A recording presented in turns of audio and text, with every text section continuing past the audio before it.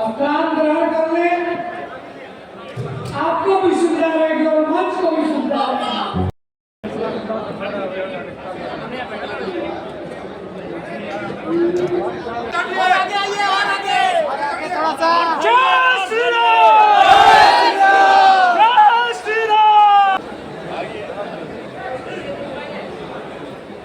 जिवेश सिंह, हमारा लोकतांत्रिक व्यवस्था हुआ जिसमें एक व्यवस्था है बाहर रखा गया।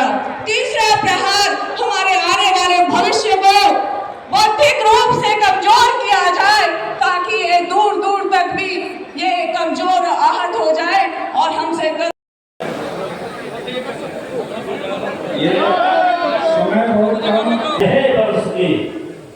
राजा जिन्होंने उनके पिता की हत्या की थी, उनके पूरे परिवार को मारने का काम किया था।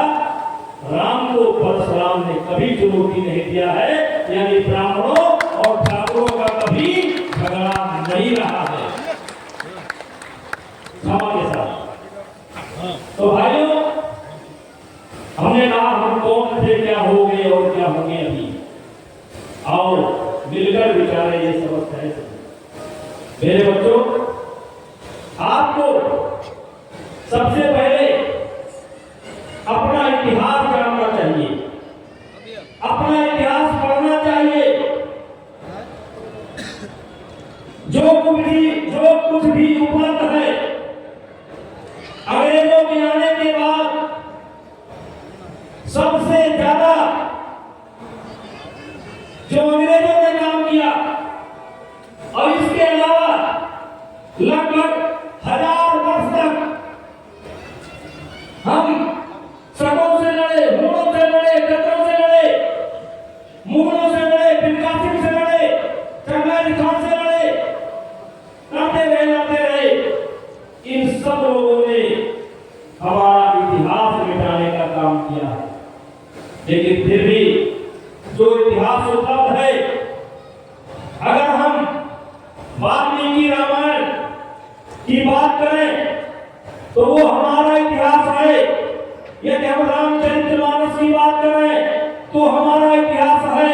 यदि हम भागवत पुराण की बात करें तो ये हमारा इतिहास है। यदि गीता की बात करें तो ये हमारा इतिहास है। यदि मनुस्मृति की बात करें तो ये हमारा इतिहास है।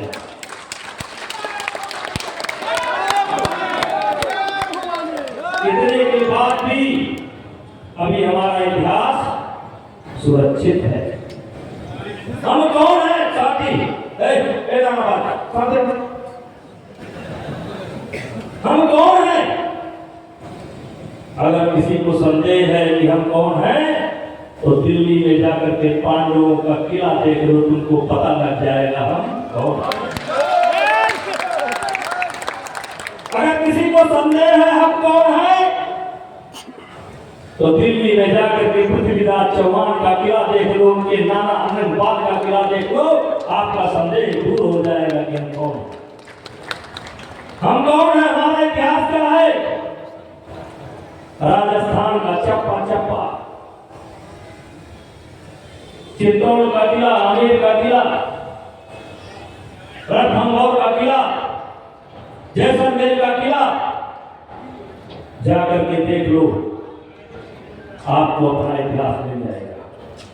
वो हमारा ही इतिहास है, किसी दूसरे का इतिहास नहीं है। आप हम प्रतिज्ञा करते हैं तो ये ज्यादा सफल होगा। कार्यक्रम इतनी संख्या हम लोग आए हैं, दहेज मुक्त शादी करने का, दहेज मुक्त शादी करिए और लड़कियों को भी सावधान हो जाना चाहिए।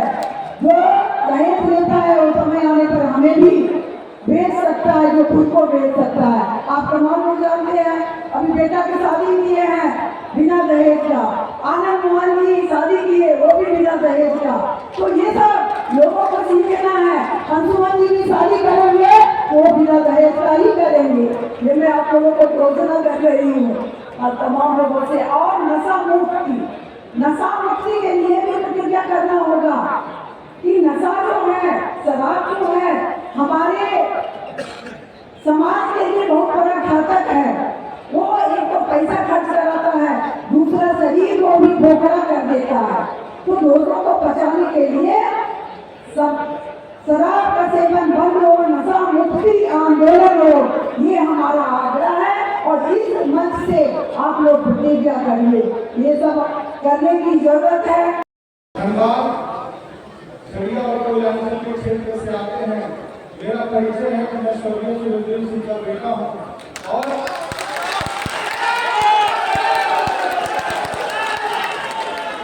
मैं स्वर्गीय सुरदेव सिंह के निधन के बाद हमारा परिवार या हम लोगों ने राजनीति के क्षेत्र में लगातार जिस तरह से उन्होंने अपने क्षेत्र में लोगों की सेवा की, लोगों के लिए काम किया, उस तरह से करने का प्रयास किया। सुरदेव सिंह तो हम लोग नहीं हो सकते हैं, लेकिन उनके कार्यों को करने का थोड़ा बहुत प्रयास करते हैं। जो गणमान्य उपस्थित थे, यह महत्वपूर्ण नहीं है। महत्वपूर्ण है कि गाँव से चल के लोग आए, ये ज्यादा महत्वपूर्ण है। कभी मैं बहुत से गाँवों में गया तो एक समस्या देखने को मिली कि जो क्षत्रिय समाज 3 भाग में बटा हुआ था। एक तो कहा जा सकता है कि जो गले में बहुत ज्यादा सोना का चैन पहन के घूमते हैं, एक जो स्ट्रगल कर रहे हैं कि भाई हम अपने बाल बच्चे को ठीक ढंग से पढ़ाएं लिखाएं, जिंदगी में आगे बढ़ें, और तीसरे वो है जो कि हताश होकर गांव में बैठ गए हैं, जिनका सारा चीज छिन गया है। तो ऐसे तीनों लोगों को हम लोगों ने यहाँ मिलाने का प्रयास किया, और जो सोना पहन के घूमते हैं उनको भी मैसेज देने का प्रयास किया कि भाई इतना सोना का बोझ लेके गला में मत घूमो, अगर बोझ उठाना तो किसी गरीब लड़की का बोझ उठा लो। ये मैसेज हम लोग देने का प्रयास कर रहे हैं। और एक तरह से आत्मसम्मान और आत्मस्वाभिमान और सेल्फ कॉन्फिडेंस के लिए इस तरह का, क्योंकि एक कहावत थी कि बेंगों को एक साथ नहीं तौला जाता है। हमारे विषय में यही बोला जाता है कि हम बेंग हैं और एक साथ इनको एक तराजू में तौलना बहुत मुश्किल है, लेकिन प्रयास रंग लाया है और एक तराजू में हम लोग एक जगह इकट्ठे हुए हैं। राजनीतिक जो है वो हर जाति को कहीं ना कहीं बिखराव की ओर ले जाती है, क्या कहेंगे आप? नहीं, राजनीति का जो तकाजा है, हम भी नहीं कहते हैं कि हमको इसके माध्यम से एमपी बनना है, एमएलए बनना है, लेकिन इतना हम जरूर चाहेंगे कि एमपी एमएलए कोई भी बने, लेकिन उसमें हमारी समाज की बहुत महती भूमिका हो, या तो हम जरूर चाहेंगे। बाकी बात हमारे समाज से कितना एमपी बनते हैं, एमएलए बनते हैं, इससे कोई मतलब नहीं। क्षत्रिय समाज जो है पिछड़ रहा है। नहीं, क्षत्रिय समाज पिछड़ गया है। देखिए, सबसे ज्यादा कन्वर्सन अगर हुआ है जब से मुगल के आने के पहले, अफगानिस्तान से लेके तो आप पता लगाइए, सबसे ज्यादा क्षत्रियों में हुआ है।